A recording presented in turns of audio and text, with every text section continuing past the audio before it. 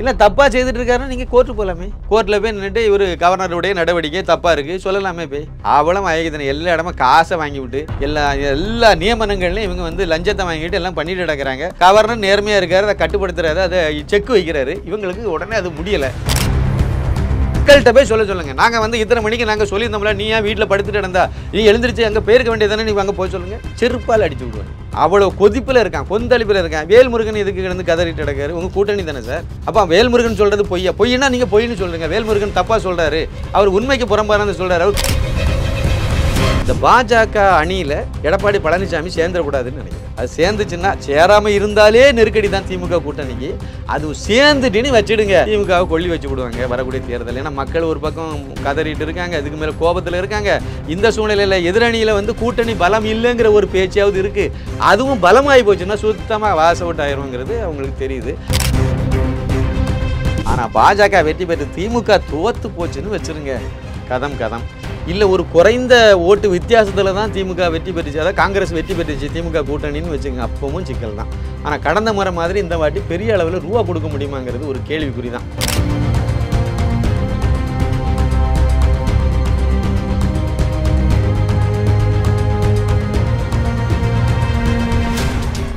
Real one நேயர்களுக்கு வணக்கம். இன்றைய நேயர்களுக்காக நம்முடன் இணைகிறார் அரசியல் விமர்சகர் திரு சின்னப்பா கணேசன் அவர்கள்.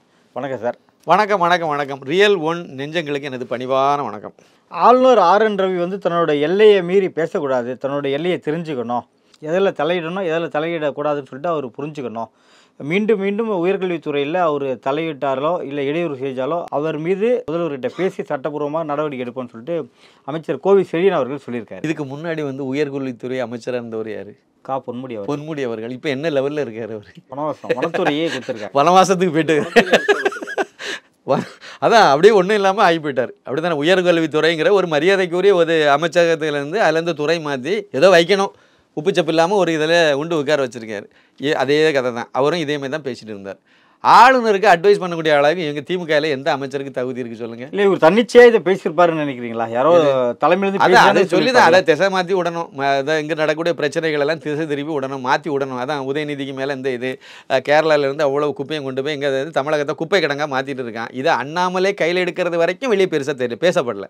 அவர் கையில் எடுத்துட்டு அது சொன்னார் பாருங்க, இந்த குப்பையை அள்ளி அப்படியே திறந்த இதுக்குள்ளே நீ அள்ளிட்டு போ, இல்லைன்னா நான் கொண்டு அங்கே பாஜக சார்பில் நாங்கள் கொட்டுவோம், முதல் வண்டியில் நான் போவேன் அப்படின்னாரு. பத்திக்கிச்சு 3-4 நாளாக. அதான் அது. ஆனாலும் மெயின் ஸ்ட்ரீம் மீடியாவில் அதை பற்றி விவாதம் பண்ண வரல. ஆனாலும் கிரவுண்ட் லெவலில் அது ஒரு பெரிய இதை உருவாக்கிது.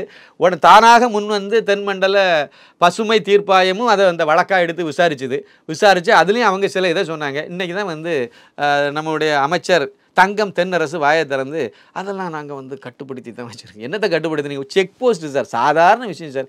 செக் போஸ்ட்டில் உள்ள போலீஸுக்காரங்களுக்கு நீங்கள் உத்தரவு போட்டிங்கன்னா அங்கேருந்து வரக்கூடிய வண்டியை செக் பண்ணி அதில் கழிவு இருந்தால் உள்ளே விடாது, முடிஞ்சு போச்சு, அவ்வளோதானே சார். அப்படின்னா முதலமைச்சருக்கு தெரியாமல் இது நடக்குன்னு சொல்கிறீங்களா? அவ்வளோ அயோக்கியம் தானே சார். இங்கேருந்து அவ்வளவும் கொண்டு போயிட்டுருக்காங்க சார். அவ்வளோ மணலையும் அள்ளிட்டு போகிறாங்க, அவ்வளோ மலையும் உடச்சி கொண்டு போயிட்டே இருக்காங்க கேரளாவுக்கு. அவன் அங்கேருந்து அதுக்கு பதிலாக பரிகாரத்துக்கு அங்கேருந்து இந்த குப்பை அவ்வளோத்தையும் கொண்டு கொட்டிகிட்டு இருக்கான். இந்த மாட்டெல்லாம் வெட்டி தின்னுவிட்டு அந்த ரத்தத்தெல்லாம் கொண்டு போய் இங்கே ஊற்றிட்டு இருக்கான். எவ்வளோ பெரிய அவமானமான விஷயம் இது. இதை ஒரு முதலமைச்சர் தடுக்க முடியலை. ஒரு சாதாரண விஷயம் சார் இது. இதுக்கு ஒரு சுப்ரீம் கோர்ட்டுக்கு போகணுமா, இல்லைனா மோடி அரசாங்கம் அதுக்கு ஒரு சட்டம் ஏற்றணுமா? ஒன்றுமே தேவையில்லை. செக் போஸ்ட்டை டைட் பண்ணால் முடிஞ்சு போச்சு. அமைச்சர் கோவி செழியன் சொன்ன மாதிரி ஆளுநர் மீது இவங்க நடவடிக்கை எடுக்க வாய்ப்பு இருக்காது. எப்படி சார் எடுக்க முடியும்? அப்படியே எடுக்க முடிஞ்சுன்னா தான் என்னைக்கே வர வந்து தீர்மானம் சட்டசபையில் நடத்தி எத்தனை தடவையே பண்ணாங்க. ஆளுநர் வேண்டான்னு சொன்னாங்க. என்ன சட்டப்படி நடவடிக்கைன்னு சொல்லல, என்ன சட்டப்படி நடவடிக்கை அவர்கிட்ட தான் கேட்கணும். சட்டப்படி எந்த நடவடிக்கையும் எடுக்க முடியாது சார். இது ஒரு கவர்னரை மாற்றணும்னா மத்திய அரசாங்கம் பிரதமர் நினச்சா பண்ணலாம். அவங்க வந்து ஜனாதிபதி தான் சட்டப்படியாக அவங்க மேலே நடவடிக்கை எடுக்க முடியும். இவரை வந்து மாற்றணும் அப்படின்னா ஜனாதிபதி தான் போடணும். ஜனாதிபதிக்கு யார் பரிந்துரை பண்ண முடியுமா? பிரதமர், மத்திய அமைச்சர்கள். இவங்க மத்திய அமைச்சர்கள் கிடையாது, பிரதமர், மத்திய அரசாங்கம் நினச்சி இவர் தப்பாக ஏதாவது செய்துட்டு இருக்காருன்னு தெரிஞ்சால் பண்ணுவாங்க. இல்லை தப்பாக செய்துட்டு இருக்காருன்னு நீங்கள் கோர்ட்டு போகலாமே. கோர்ட்டில் போய் நின்றுட்டு இவர் கவர்னருடைய நடவடிக்கை தப்பாக இருக்குது சொல்லலாமே. போய் அவ்வளோ ஐயத்தனை எல்லா இடமும் காசை வாங்கி விட்டு எல்லா நியமனங்கள்லையும் இவங்க வந்து லஞ்சத்தை வாங்கிட்டு எல்லாம் பண்ணிட்டு கிடக்கிறாங்க. கவர்னர் நேர்மையாக இருக்காரு, அதை கட்டுப்படுத்துறாரு, அதை செக் வைக்கிறாரு. இவங்களுக்கு உடனே அது முடியலை. என்னடா நம்ம நினச்சி ஒன்றுமே முடியலைன்னு கதறாங்க சார். இதெல்லாம் கதறல். இவரை வந்து பேச்சு பார்க்குறாங்க. முதலமைச்சர் பேச வேண்டியது தானே, இல்லை துணை முதலமைச்சர் பேச வேண்டியது தானே. கவர்னரை வந்து நாங்கள் வந்து பார்த்துணும். துணை முதலமைச்சர் அமைச்சராக இருக்கும்போது பேசினார்ல. இப்போ துணை முதலமைச்சர் ஆகியிருக்காருல, இப்போ பேச வேண்டியது தானே. கவர்னரை பற்றி நாங்கள் பார்த்துணும் வச்சுருக்கோன்னு பேச வேண்டியது தானே. அவ்வளவா அயோக்கிய தானே சார். இவங்க பூரா வந்து இவங்க கரெக்டாக இருந்தாங்கன்னா இவங்க சொல்கிறதுல கொஞ்சம் அர்த்தம் இருக்குன்னு நம்ம எடுத்துக்கலாம். இவங்க யோகிய சிகாமணிகளா சொல்லுங்கள், ஒன்றும் கிடையாது. மக்கள் மன்றத்தில் பெரிய அதிருப்தியில் உட்காந்துருக்காங்க. புயல், வெள்ளம் இதெல்லாம் வந்து ஒரு இயற்கை சீற்றம். இது வந்து ஒன்றும் பண்ண முடியாது. இந்த ஃபெஞ்சல் புயலில் வந்து அதிகமான மழை பெய்ஞ்சு அதெல்லாம் விழுப்புரம் மாவட்டம் வந்து அதிகமாக பாதித்தது. அதில் சாத்தூர்னூர் டேம் அந்த அணையை தண்ணியை வெள்ளத்தை திறந்து விடும்போது நாங்கள் 5 முறை வந்து நாங்கள் அறிவிக்கப்பட்டது. எங்கே போய் அறிவிச்சாங்க இவங்க? அந்த கரையோர மக்களுக்கு. கரையோர மக்கள் ராத்திரி 12 மணிக்கு சொன்னாங்க. இது முதல்ல அங்கே வந்து அறிவித்தோம். ஆனால் செம்பரம்பாக்கம் ஏரி திறக்கப்படும் போது யாருக்கும் எந்த ஒரு அறிவிப்பு வரல. இது வந்து மேன்மேட் டிசாஸ்டர். இதில் பார்த்தீங்கன்னா 23 லட்சம் வீடுகள் வந்து மூழ்கி போச்சு. 200 அப்பாவி மக்கள் இறந்து போனாங்க.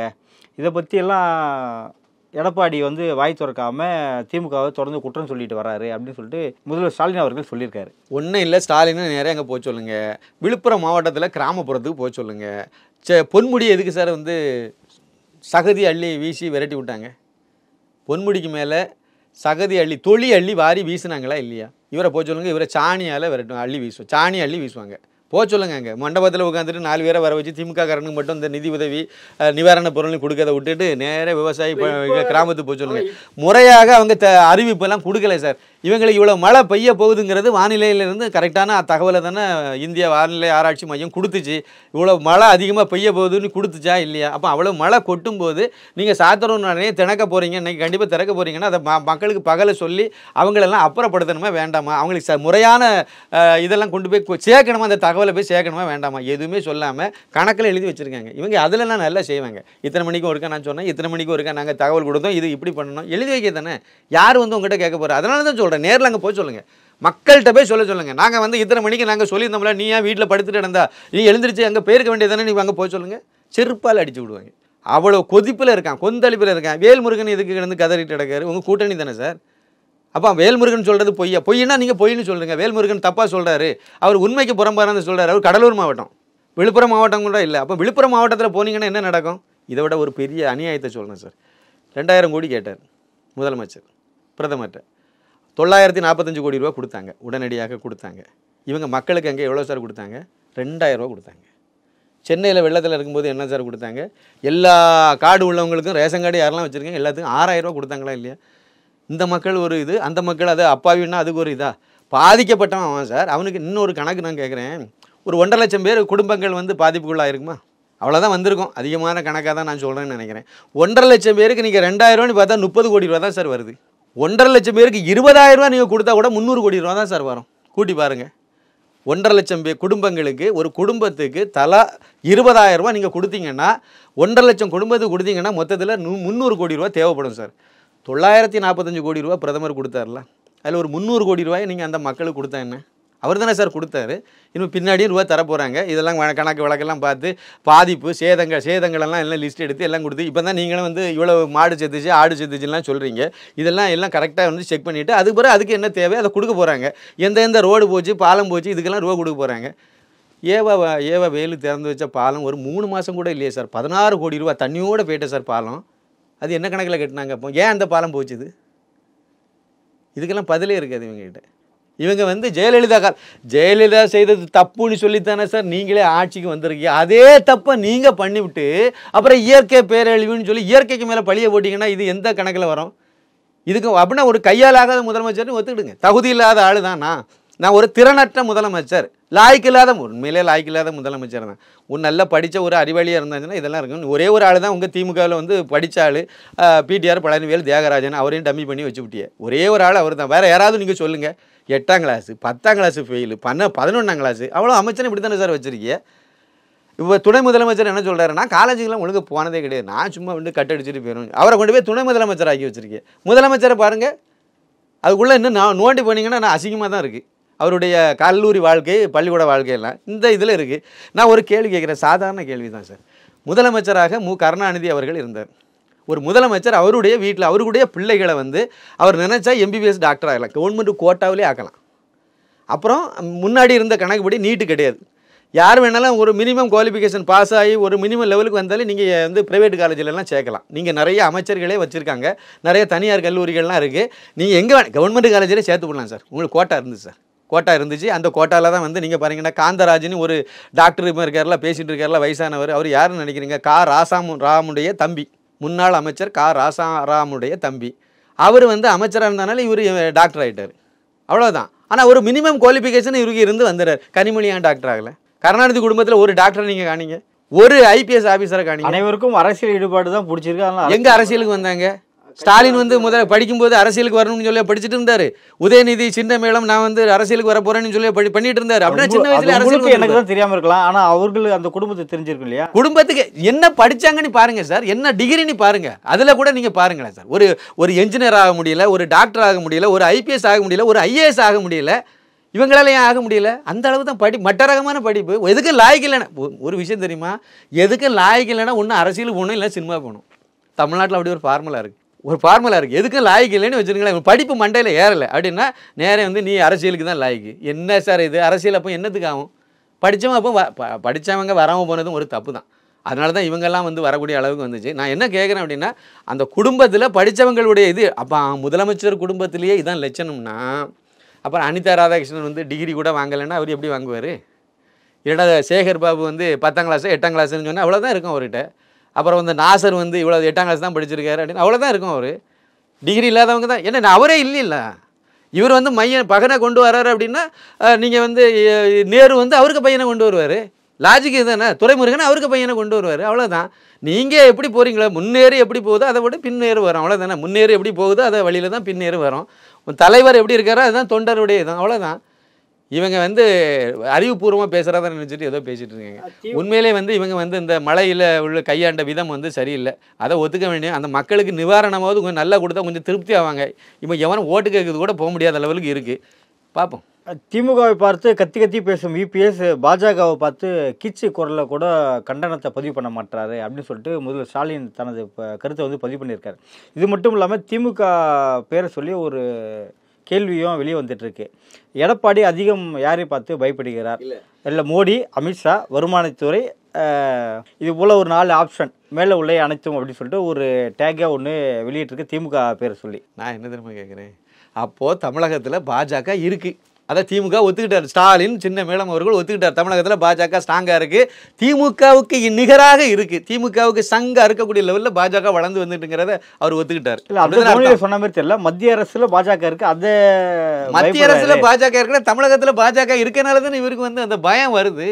திமுகவுக்கு த்ரெட்டு பாஜகவால் அண்ணாமலையினால் வருதுங்கிறத அவருடைய உள்மனசு வெளியே சொல்லிட்டு அப்படி தானே?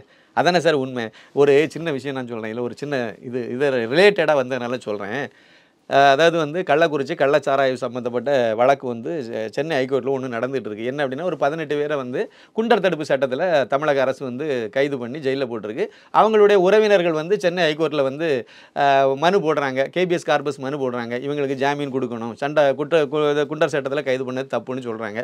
உடனே ராமன் அவர் தான் வந்து தமிழக அரசினுடைய தலைமை வழக்கறிஞர், அவர் போய் நின்று அவர் வந்து தமிழக அரசு சார்பில் அவர் வந்து வழக்காடுறார். நீதிபதிகள் 2 பேர் அவங்க ஒரு கேள்வி கேட்டாங்க, நீங்கள் எதுக்கு வந்து இவங்களெல்லாம் வந்து குண்டர் சட்டத்தில் கைது பண்ணினீங்கன்னு கேட்குறாங்க. உடனே இவர் சொல்கிறார், அதுவா சார், அது வந்து பல வருஷங்களாக இவங்க கள்ளச்சாராயம் காய்ச்சி விற்றாங்க சார். எங்கே? கள்ளக்குறிச்சி கள்ளச்சாராயம் சம்மந்தப்பட்ட மேட்ரு இது. பல வருஷங்களாக இவங்க கள்ளச்சாராயம் காய்ச்சி விற்றுட்டு இருந்தாங்க, கள்ளச்சாராயம் விற்றாங்க. அப்படி விற்றதுனால அது ஒரு நிறைய பேர் இதனால் பாதிப்புக்குள்ளாயிட்டாங்க. அங்கே ஒரு பெரிய பதட்டமான சூழ்நிலை இந்த மாவட்ட அளவிலே அது ஆகிப்போச்சுது. அதனால வேறு வழி இல்லை, அதனால் இவங்களெல்லாம் குண்டர் சட்டத்தில் கைது பண்ணணும்னு சொல்லி நாங்கள் கைது பண்ணியிருக்கோம். நீதியரசர்கள் என்ன கேட்டாங்க தெரியுமா? வெளியே வரல இந்த செய்தி. என்ன கேட்டாங்க தெரியுமா? அப்படின்னா நீங்கள் கடந்த பல ஆண்டுகளாக கள்ளச்சாராயம் விற்றுட்டு இருக்காங்கிறத நீங்கள் ஒத்துக்கிட்டீங்க, நீங்களே சொல்லிட்டீங்க. அரசாங்க தரப்புலேருந்து நீங்களே வந்து ஒப்புதல் வாக்குமூலம் கொடுத்துட்டீங்க. அந்த கள்ளச்சாராயத்தை நீங்கள் ஏன் தடுக்கலைன்னு கேட்டாங்க. அப்போ தமிழக அரசு ஒரு கையாதாகாத அரசு தானா அப்படின்னு கேட்டாங்க. அந்த வேறு லாங்குவேஜ் வேறு வார்த்தையில் கேட்டாங்க. தமிழக அரசு காவல்துறை அப்போ என்ன பண்ணிட்டு இருக்குன்னு கேட்டாங்க.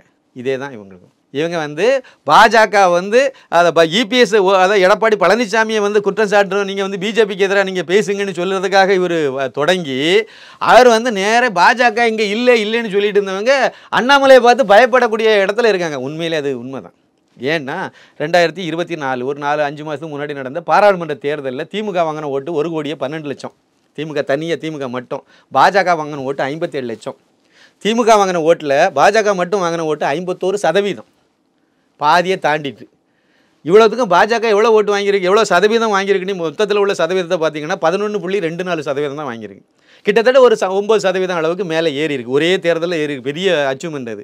அப்போ ஒரு தேர்தலில், அதுவும் பாராளுமன்ற தேர்தலில் ஒரு 9% மேலே எகிரி இருக்கு அப்படின்னா, அதே கூட்டணிக்கு 18%. இப்போ அதே கூட்டணி அப்படியே சட்டமன்ற தேர்தலை சந்திக்கும் போது இன்னும் ஒரு 10% மேலே ஏறிச்சுன்னா திமுகவுடைய நிலவரம் என்ன ஆகும்? திமுக 6% கீழே இறங்கியிருக்கு. 26% தான் அவங்களுடைய ஓட்டு. அதிமுக எடப்பாடி தலைமையிலான அதிமுக 20% வந்து நிற்கிது. இதெல்லாம் டேமேஜ் ஆகி கீழே இறங்கும்போது பாஜக மட்டும் மேலே ஏறுது. இதுதான் ஒரிஜினலாக அவர் பயப்படுறதுக்கு காரணம். அண்ணாமலைக்கு மேலேயும் பாஜக தமிழக அவர் ஒன்றும் டெல்லி பாஜக பற்றி இவர் ஒன்றும் பேச வேண்டியது. அதான் டெல்லி அரசியலில் இவர் டெல்லி தலைவராக இவர் தமிழக முதல்வர் தானே. இவர் திமுக ஒரு மாநில கட்சி தானே நடத்திட்டு இருக்காரு. அவருக்கு இங்கே உள்ள அரசியலை தான் பேச முடியும். அதை தான் பேசுகிறாரு. அவருக்கு இயல்பாக, அதாவது அவர் அறியாமலேயே வந்து பாஜக அங்கே பெரிய சக்தியாக விஸ்வரூபம் எடுத்து வருது. அதான் உண்மையும் கூட. அதனால் அவர் கதறாரு, அவ்வளோதான். இன்னொரு பாயிண்ட்டை வந்து எனக்குடைய இது என்ன அப்படின்னா, இந்த பாஜக அணியில் எடப்பாடி பழனிசாமி சேர்ந்துடக்கூடாதுன்னு நினைக்கிறேன். அது சேர்ந்துச்சுன்னா, சேராமல் இருந்தாலே நெருக்கடி தான் திமுக கூட்டணிக்கு. அது சேர்ந்துட்டுன்னு வச்சுடுங்க, திமுகவை கொல்லி வச்சு விடுவாங்க வரக்கூடிய தேர்தல். ஏன்னா மக்கள் ஒரு பக்கம் கதறிட்டு இருக்காங்க, அதுக்கு மேலே கோபத்தில் இருக்காங்க. இந்த சூழ்நிலையில் எதிரணியில் வந்து கூட்டணி பலம் இல்லைங்கிற ஒரு பேச்சாவது இருக்குது. அதுவும் பலமாகி போச்சுன்னா சுத்தமாக வாச அவுட் ஆயிருங்கிறது அவங்களுக்கு தெரியுது. அதனால் அது சேராத அளவுக்கு பேசிகிட்டே இருப்பாங்க. பாருங்கள், இவர் இதை சொல்லுவார். அவர் வந்து உதயநிதி சின்னமேளம் அவர்கள் வந்து சொல்லும்போது ஒரு வார்த்தையை மெயின்டைன் பண்ணுவார், கண்டினியூஸாக சொல்லிகிட்டே வருவார். அது கள்ளக்காதல் வச்சுருக்காங்க, கள்ள உறவு வச்சுருக்காங்க.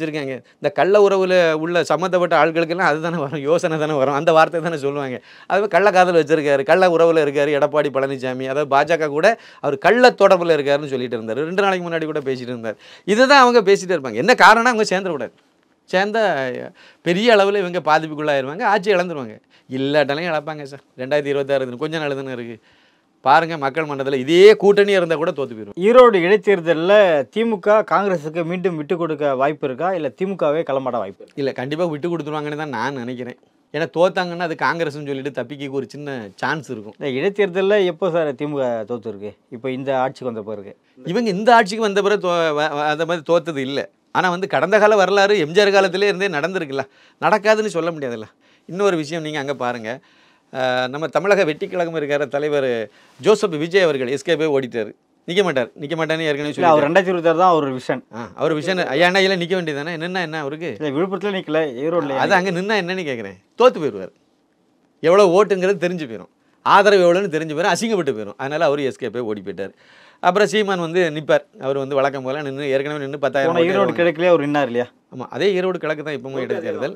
ஆமாம், அதில் வந்து நிற்பாங்க. இப்போ அந்த தொகுதி திமுகவை பொறுத்த வரைக்கும் அந்த கூட்டணி தர்மம்னு ஒன்று இருக்குல்ல, எந்த கட்சியாக இருந்தாலும் அந்த கூட்டணி தர்மத்தில் வந்து அது காங்கிரஸ் நின்று வெற்றி பெற்ற தொகுதி. அதனால் அது காங்கிரஸுக்கே விட்டு கொடுத்துட்டு இவங்க பின்புலமாக இருந்து எல்லா வேலையும் செய்து அவரை வெற்றி பெற வச்சாங்க. பழையபடி மகன் இறந்தது உலகத்திலேயே எனக்கு தெரிஞ்சு வந்து அப்பா நின்று இறப்பாங்க, எம்எல்ஏ எம்பி இந்த மாதிரி யாராவது இறந்துட்டாங்கன்னா அந்த இடத்துல மனைவியோ மகளோ மகனோ வந்து சிம்பதியை கிரியேட் பண்ணி நிற்பாங்க. இதை நம்ம பார்த்துருக்கோம். ஆனால் இங்கே நேரம் தலைகளை உள்ட்டாவே இருக்குது. மகன் இறந்து போயிட்டார், அந்த இடத்துல அப்பா EVK இளங்கோவன் நின்று அவரும் இறந்து போயிட்டார். இப்போ இனிமேல் யாரை நிப்பாட்ட போகிறாங்க? குடும்பத்துக்கு கொடுக்க போகிறாங்களா, வெளியே கொடுக்க போகிறாங்கன்னு தெரியல. காங்கிரஸுக்கே கொடுக்குறாங்களா இல்லையாங்கிறத நீங்கள் கேட்ட மாதிரி ஒரு சந்தேகம் இருக்குது. பெரும்பாலும் காங்கிரஸுக்கு அதை கொடுப்பாங்க. ஏன்னா அந்த கூட்டணியினுடைய தர்மங்கிற அடிப்படையில் கொடுத்துட்டு இவங்க பின்புலமாக இருந்து அதை வெற்றி பெற வைக்கிறதுக்கு செய்வாங்க. வெற்றி பெறலைன்னா அவங்க மேலே பழிய போடுற போதுக்கு அது ஒரு ஈஸியான ஒரு வாய்ப்பாக இருக்கும். ஒரு சின்ன சான்ஸ் அந்த இடத்துல இருக்கனால அதை கண்டிப்பாக இவங்க அதை செய்வாங்கன்னு நினைக்கிறேன். இன்னொன்று, கூட்டணி தர்மப்படியும் அது காங்கிரஸ் கொடுக்கணுனால கொடுத்துருவாங்க. இந்த பக்கம் பார்த்தீங்கன்னா அது வந்து 2021 சட்டமன்ற தேர்தலில் அது வந்து தமாகவுக்கு கொடுக்கப்பட்ட தொகுதி. ஆமாம், தமிழ் அதிமுக கூட்டணியில். ஆனால் அதிமுக கூட்டணி கரெக்டாக சொன்னீங்க. அதிமுக கூட்டணி இப்போ அப்படி இல்லை. அதிமுக கூட்டணி தனியாக வந்துட்டு தமாக வந்து பாஜக அணியில் தான் இருக்குது. அதனால் அவங்க வந்து ஏற்கனவே நின்றும் போதே அவங்க இதில் விட்டு கொடுத்துட்டு போயிட்டாங்க. ஆதரவுன்னு சொல்லிட்டு கலைஞர் எலெக்ஷன் வந்து அது வேறு மாதிரி இருந்துச்சு. OPS ஆதரவு கொடுத்தாரு, ரெட்டையில சின்னத்துக்காக ஒரு லெட்டர் கொடுத்தாரு, ஆதரிச்சுட்டு அவர் போயிட்டார். எடப்பாடி இவர் தினகரன் வந்து வேட்பாளர் நிப்பாட்டிட்டு அதை வாபஸ் வாங்கிட்டு போயிட்டார். அதெல்லாம் அண்ணாமலையினால் இதெல்லாம் நடந்த விஷயங்கள். இப்படியெல்லாம் இவங்க எல்லாம் வந்து கொடுத்த பிறகு அவரால் ஒன்றும் சாதிக்க முடியலை. அநேகமாக எனக்கு தெரிஞ்சு எடப்பாடி பழனிசாமி அங்கே வந்து வேட்பாளர் நிப்பாட்ட மாட்டார்னு தான் நான் நினைக்கிறேன். ஈரோடு கிழக்கு சட்டமன்ற தொகுதியில் இந்த வாட்டி நிப்பாட்டுறதுக்கு வாய்ப்பு ரொம்ப கம்மி அப்படி தான் நான் நினைக்கிறேன். அப்போ யாரெல்லாம் போட்டியிட வாய்ப்பு? எந்தெந்த கட்சிகள்லாம் ஈரோடு கிழக்கில் போட்டியிட வாய்ப்பு? கண்டிப்பாக அவங்க காங்கிரஸ்லேருந்து நிப்பாட்டுவாங்க, பாஜக அணியிலேருந்து கூட்டணியிலேருந்து ஒருத்தர் இருப்பாங்க, பாஜகலேருந்து இருப்பாங்க, நாம் தமிழர் நிற்கும். இந்த 3 பேருக்கு அவ்வளோதான் நிற்க வாய்ப்பாங்க. இவ்வளோதான் அங்கே நிற்கிறது. அதிமுக இதுலேருந்து இந்த ரேஸில் இருக்காது. கண்டிப்பாக இருக்குது. அதிமுக கண்டிப்பாக எடப்பாடி நின்று பழையபடி இதை விட அசிங்கமாக போயிடும். போன தடவை வாங்கின ஓட்டை ரொம்ப கேவலமாக போயிடும். ஏன்னா வந்து எடப்பாடி ஓபிஎஸ்க்கு ஆதரவு கிடையாது, தினகரனுடைய ஆதரவு கிடையாது, பாஜகவினுடைய ஆதரவு கிடையாது. இதெல்லாம் இருந்தால் ஒரிஜினலாக இவருக்கு என்ன ஆதரவுங்கிறது இப்போ அப்பட்டமாக தெரிஞ்சிடும். அவர் நின்னா நல்லதானா, நின்னா ப்ரூவ் பண்ணலாம். 10% 15% எவ்வளோ ஓட்டு வச்சிருக்காருங்கிறது அப்பட்டமாக தெரியும். அது அசிங்கப்பட்டு போயிடும். கொங்கு மண்டலம் வேறு, அவருக்கு ஏரியா வேறு, அவருடைய எடப்பாடிக்கு பக்கத்தில் உள்ள தொகுதி இது. அதனால் வந்து எல்லாமே நான் வந்து சைக்கிளில் போய் கட்சியை வளர்த்த இடம் அப்படிலாம் ஊரில் சொல்லிட்டு தெரிஞ்சார். அதனால் அது ரொம்ப இது அவர் கண்டிப்பாக இது அராஜகம் அது இதுன்னு இந்த விக்கிரவாண்டியை சொன்ன மாதிரியே சொல்லிவிட்டு எஸ்கேப் ஆகி ஓடி போகிறதுக்கு தான் வாய்ப்பு நிறைய. பெரும்பாலும் அதை வந்து அவாய்ட் பண்ணிட்டு போகிறதுக்கு தான் வாய்ப்பு நிறைய. அதை தான் செய்வாருன்னு நான் நினைக்கிறேன். நிப்பாட்ட மாட்டாங்கன்னு நினைக்கிறேன். பாஜக கண்டிப்பாக வேட்பாளரை நிப்பாட்டுவாங்க. பாஜக சார்பிலேயே தான் நிப்பாட்டுவாங்கன்னு நான் நினைக்கிறேன். ஏன்னா வந்து அந்த பக்கம் போனீங்க விக்கிரவாண்டியெல்லாம் சொல்லும்போது வந்து அது பாமகவினுடைய ஏரியா. பாமக ஏற்கனவே போட்டியிட்ட தொகுதியும் கூட முன்னாடி பாமகவே வந்து வெற்றி பெற்று எம்எல்ஏலாம் ஆன வேட்பாளர் தான் பழையபடி நிப்பாட்டினாங்க. அதனால் அது வந்து அவங்களுடைய செல்வாக்கு மிகுந்த ஒரு தொகுதி. இல்லை, அவர்கள் வலுவான இருக்கிற இடத்துல போட்டிவிடுவாங்க. வலுவு இல்லைன்னா இடைத்தேர்தலுக்கு மாற்று கருத்து இருக்குது. அது யார் 2வது இடம் இருந்தாலும் அவங்களுக்கு தான் கொடுக்கணும் அப்படின்னு சொல்லிட்டு இன்னொரு கருத்தையும் பதிவு பண்ணுவாங்க. ஆமாம், அது இருக்குது. அதில் பாஜக கண்டிப்பாக இல்லை நிற்கிறதுக்கு வாய்ப்பு இருக்குன்னு நான் நினைக்கிறேன். நிற்கும், கண்டிப்பாக விட மாட்டாங்க. பாஜக வெற்றி பெறட்டாலும் அது ஒரு பெரிய மைனஸாக அதுக்கு அமைய போகிறது இல்லை. ஆனால் பாஜக வெற்றி பெற்று திமுக தோற்று போச்சுன்னு வச்சுருங்க, கதம் இல்லை. ஒரு குறைந்த ஓட்டு வித்தியாசத்தில் தான் திமுக வெற்றி பெற்றுச்சு, அதாவது காங்கிரஸ் வெற்றி பெற்றுச்சு திமுக கூட்டணின்னு வச்சுக்கோங்க, அப்பவும் சிக்கல் தான். ஆனால் கடந்த முறை மாதிரி இந்த வாட்டி பெரிய அளவில் ரூபா கொடுக்க முடியுமாங்கிறது ஒரு கேள்விக்குறி தான். இவங்க அதுக்கு அவ்வளோ பித்தலாட்டத்தையும் இந்த வாட்டியும் பண்ணுவாங்க. 10,000 ரூபா வரைக்கும் போன தடவை கொடுத்தாங்கன்னு நினைக்கிறேன். அதுமாதிரி மக்களெல்லாம் கொண்டு போய் பட்டியலில் அடைச்சி வச்சாங்க. இதெல்லாம் அசிங்கமானது. ஜனநாயகத்தை பற்றி இவங்க பேசவே கூடாது. அவ்வளோ கேவலப்படுத்தி விட்டாங்க. அதுக்கு அந்த சத்யபிரதா சாகு வந்து ஒரு காரணம். தமிழகத்தினுடைய தலைமை தேர்தல் அதிகாரி அவர் இதை கரெக்டாக ஒரு தொகுதி தானே சார், ஒரு இடைத்தேர்தல் ஒரு தொகுதி கரெக்டாக கட்டுப்படுத்த முடியாதா உங்களுக்கு? நீங்கள் எதுக்கு ஐஏஎஸ் ஆஃபீஸரை படித்து வந்திருக்கீங்க? அசிங்கமாக இல்லையா அந்த பதவிக்கு? கரெக்டாக நடத்தணும்ல. ஒரு தொகுதியாக இருந்தானே உங்களை முதலமைச்சருக்கு நீங்கள் அவ்வளோ தூரம் நீங்கள் வந்து அவரை சார்ந்து தான் நான் போக வேண்டியது இருக்குது, இல்லைன்னா நான் காம்ப்ரமைஸ் ஆனால் வேலையை விட்டு போயிருங்க. எதுக்கு அசிங்கமானது இல்லையே? எனக்கெல்லாம் உண்மையிலே அதை பார்க்கும்போது ஜனநாயகத்தை நீங்கள் சேர்ந்து ஐஏஎஸ் படித்தவங்களும் குழி தோண்டி புதைக்கிற மாதிரி இல்லை. இந்த நாட்டினுடைய மிகப்பெரிய ஆட்சி பணியே ஐஏஎஸ் தான். யூபிஎஸ்சிங்கிற தேர்வில் வந்து சேலஞ்சியாக இருந்து போட்டி தேர்வில் மிகப்பெரிய பாடுபட்டு கஷ்டப்பட்டு போராடி வெற்றி பெறுறீங்க.